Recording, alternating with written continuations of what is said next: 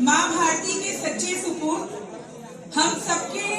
पथ प्रदर्शक, मूल्यों में आदर्शों की राजनीति के साधक, प्रखर वक्ता, उत्कृष्ट कवि, पूर्व प्रधानमंत्री भारत रत्न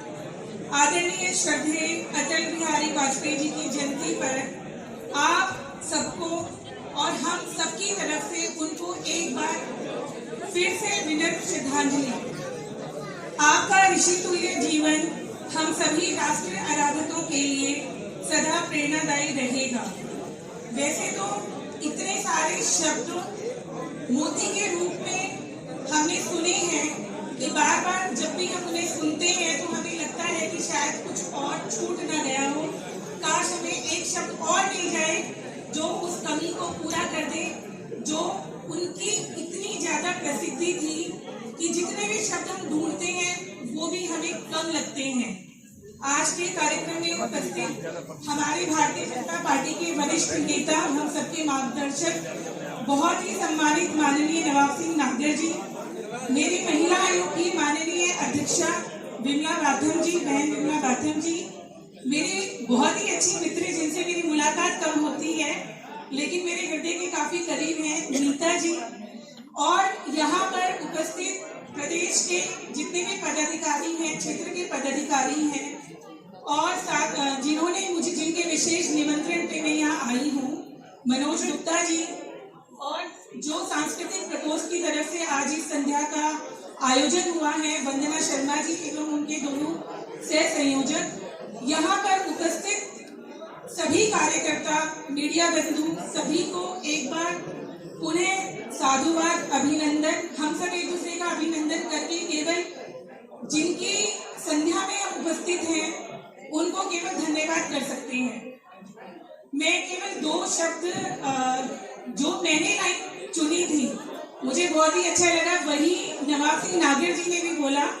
वही अन्य जितने भी श्रेष्ठ लोग हैं उन्होंने बोला। मुझे ये सौभाग्य मिला है, सन 1999 में मेरी शादी हुई थी नवंबर में। जब मैं 2000 में विदेश जा रही थी पहली बार, तो दिल्ली में जिनके पास थी उन्होंने मुझे कहा कि आज एक इवनिंग टी प्रोग्राम रखा गया है तो पीएम हाउस जाना है। तो हमें पहली बार मैं प्रधानमंत्री आवास में 2000 में गई थी। जब मैं वहां गई, क्योंकि मेरा भी पुराना परिचय था, टेलीफोनिक ज्यादा रहा था, उनकी एक खास बात थी, आप टेलीफोन के जरिए भी जब आप अपना परिचय देंगे तो वो आपको रिकॉल करते थे, इसकी गवाही नवाब सिंह नागर जी देंगे। तो जब हम उनसे मिलने गए, 10 मिनट का समय तय हुआ था, वो कब 25 मिनट हो गए हमें पता नहीं चला। और जब मैंने बोला कि पता नहीं मैं जाकर वापस आऊंगी या नहीं आऊंगी, तो उन्होंने बोला कि जिस प्रकार के संस्कार और जिस परिवार में हो और जिस परिवार से तुम्हारी माताजी हैं, तो तुम निश्चित ही वापस आओगी। तो मैं 6 साल अमेरिका में रही और उन्होंने जो मुझे चलते हुए बोला उसका नतीजा आज है कि मैं नोएडा में रहती हूँ और उत्तर प्रदेश में 4 सालों से महिला आयोग के पद पे काम कर रही हूँ। ये बातें याद करने की हमारे लिए इसलिए नहीं है, जब उन्होंने बोला था तब मैंने मजाक भी लिया था। इवन जो हमारे साथ और लोग थे उनके द्वारा भी इस बात को बड़ा भौचक्का होकर सुना गया था कि आजकल के बच्चे जाकर वापस कहाँ आते हैं। लेकिन उनका जो विश्वास था, उनका जो एक्सपीरियंस था और वो जो मतलब बिना झिझक के जो बात बोलते थे किसी को देखकर, उनके अंदर ही एक ऐसा करिश्मा था कि प्रकृति और सभी चीजें उसी प्रकार का परिवर्तन ला देती है व्यक्ति में और वो बात कहीं ना कहीं सत्य हो जाती है। जब हम कभी 2 वोटों से हारे थे, हमारी सरकार नहीं बनी थी, और आज उन्होंने कभी कहा था कि कभी हमारी सरकार बनेगी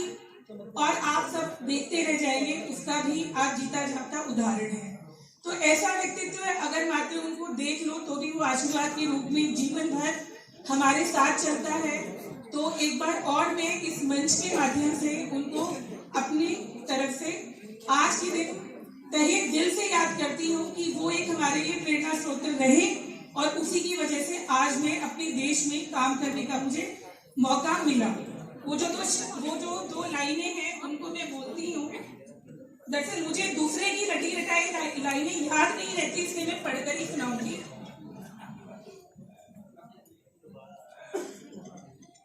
पंक्तियां मेरे हृदय के काफी करीब हैं और इन्हीं को मैं ध्येय लेकर काफी आगे बढ़ने की कोशिश भी करती हूँ और सीखने की भी कोशिश करती हूँ। मैं जी भर जिया, इसको मैं लेती हूँ कि मैं जितना भी जीऊंगी मैं जी भर के ही जीऊंगी।